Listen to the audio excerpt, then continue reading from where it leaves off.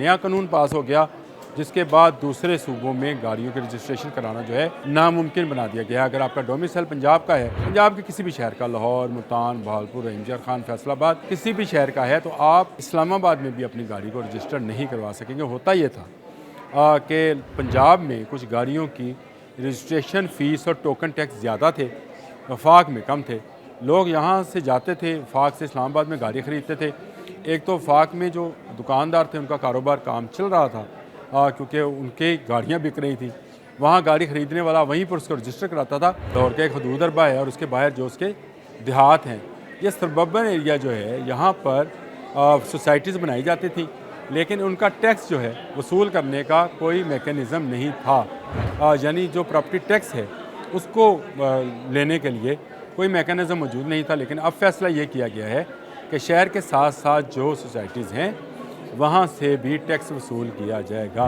बिस्मिल्लाहिर्रहमानिर्रहीम, अस्सलाम वालेकुम। बोलते कालम के साथ मैं आमिर रज़ा खान, और आज मैं आपको एक्साइज़ के हवाले से एक ख़बर देना चाहता हूँ, या यूँ कहूँ कि दो ख़बरें देना चाहता हूँ। बड़ी अहम ख़बरें हैं आपके लिए, क्योंकि आप अगर शौकीन हैं कि आपकी गाड़ी पर इस्लामाबाद का नंबर हो तो आप भूल जाएँ। आप अगर आपके पास पंजाब का डोमिसाइल है तो आप ना इस्लामाबाद वफाक से, ना खैबर पख्तूनख्वा से, ना बलूचिस्तान से, ना सिंध से अपनी गाड़ी को रजिस्टर नहीं करवा सकते हैं। नया कानून पास हो गया जिसके बाद दूसरे सूबों में गाड़ियों के रजिस्ट्रेशन कराना जो है नामुमकिन बना दिया गया। अगर आपका डोमिसाइल पंजाब का है, पंजाब के किसी भी शहर का, लाहौर, मुल्तान, बहावलपुर, रहीमयार खान, फैसलाबाद, रावलपिंडी, किसी भी शहर का है, तो आप इस्लामाबाद में भी अपनी गाड़ी को रजिस्टर नहीं करवा सकेंगे। होता ये था कि पंजाब में कुछ गाड़ियों की रजिस्ट्रेशन फ़ीस और टोकन टैक्स ज़्यादा थे, वफाक में कम थे।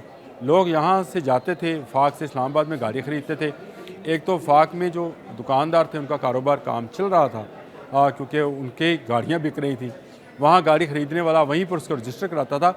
रीसेल वैल्यू ये बहुत काउंट करती है। बंदा रहता है रहीमयार खान में, इस्लामाबाद में गया, गाड़ी ख़रीदी, ड्राइव की, रहीमयार खान आ गया, सारी ज़िंदगी उसने रहीमयार खान गाड़ी चलाई, लेकिन जब बेचने गया तो वो रहीमयार खान का नंबर नहीं था, इस्लामाबाद का नंबर था, तो उसको 4 पैसे ज़्यादा मिलेंगे और हुकूमत को उतने ही पैसे कम मिलेंगे। यानी यहाँ रजिस्टर नहीं होगी तो पंजाब गवर्नमेंट के पास तो पैसे नहीं जाते थे। तो अब कैबिनेट में ये बिल पास कर दिया है कि गाड़ियों की रजिस्ट्रेशन जो है वो आप वफाक में नहीं करा सकेंगे। महकमा एक्साइज़ ने दूसरे सूबों और इस्लामाबाद में रजिस्ट्रेशन रोकने के लिए कैबिनेट से बाकायदा मंजूरी ले ली है। शहरी टैक्स बचाने के लिए दूसरे सूबों या वफाक से गाड़ी रजिस्टर कराते थे।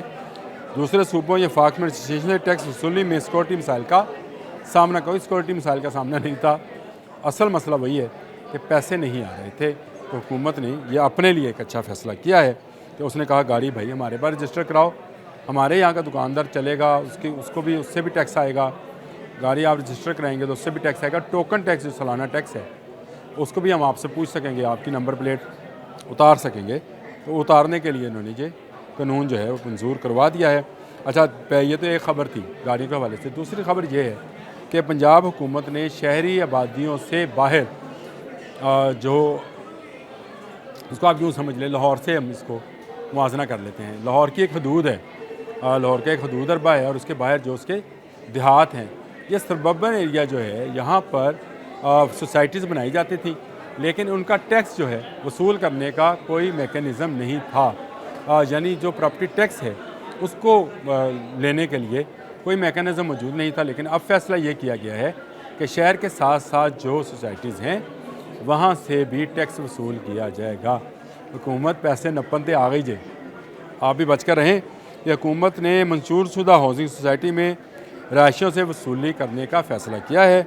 मंजूरशुदा हाउसिंग सोसाइटी के लिए सिस्टम के तहत डीसी रेट पर टैक्स वसूल किया जाएगा। ये आपको पता है कि मार्केट रेट अलग है, डीसी रेट अलग है। मार्केट में अगर एक चीज़ करोड़ रुपये की है तो डीसी रेट पर उसकी कीमत 25 लाख है, तो उसी पर टैक्स लिया जाएगा। लेकिन लाहौर में ही कई इलाकों के अंदर ये डीसी रेट सिस्टम ख़त्म कर दिया गया और मार्केट वैल्यू के ऊपर जो है टैक्स की वसूली जारी है। ETO एक्साइज़ को इख्तियार होगा कि मंजूरशुदा हाउसिंग सोसाइटी की रहायश पजीरों को टैक्स की तशख़ीस कर सके, बता सके कि आपसे कितना टैक्स हमने वसूल करना है। ये इन्होंने मुकामी ETO एक्साइज़ को अख्तियार दे दिया है। कबल अज़ीं पंजाब भर में 25 लाख के करीब प्रॉपर्टी मालकान टैक्स नेट में शामिल हैं, सिर्फ 25 लाख। और शहर बेस बायर हाउसिंग सोसाइटी के सिस्टम में शामिल करने से करोड़ों रुपए की, यानी मैं आपको अगर करोड़ों रुपए तो ये इस खबर के अंदर शामिल है, मैं आपको बताना चाहूँ तो अरबों रुपए के टैक्स जो हैं वो वसूल किए जाएंगे। महकमा एक्साइज़ ने काबीना से मंजूरी के बाद हतमी मंजूरी के लिए समरी रवां हफ्ते हुकूमत को भिजवाएगी। कैबिनेट से मंजूरी हो चुकी है, अब जो है इसकी ख़त्मी मंजूरी होना बाकी है। जैसे ये मंजूरी होगी तो ये टैक्स जो है उन सोसाइटीज़ पर जो लाहौर के साथ साथ हैं उन पर नाफिज कर दिया जाएगा। और ये काफ़ी ख़तरनाक बात है। ख़तरनाक आपके लिए है कि हुकूमत तो पैसे इकट्ठे कर रही है, आपकी जेब से पैसे निकलेंगे, चाहे वो गाड़ी के रजिस्ट्रेशन का मामला हो या उन सोसाइटीज़ का मामला हो जो शहरी हदूद से बाहर बनाई जा रही थी।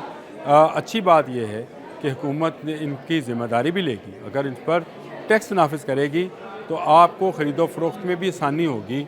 आपको ये पता होगा कि इसका टैक्स कहाँ से वसूल किया जाएगा, कौन लेगा। इससे पहले ये निज़ाम नहीं था। अगर आप शहरी सहूलियात देते हैं और आप टैक्स लेने के हकदार हैं, और अगर आप नहीं देते हैं तो आपको टैक्स मांगते हुए भी शर्म आनी चाहिए। आज के लिए इतना ही। अल्लाह हाफ़िज़।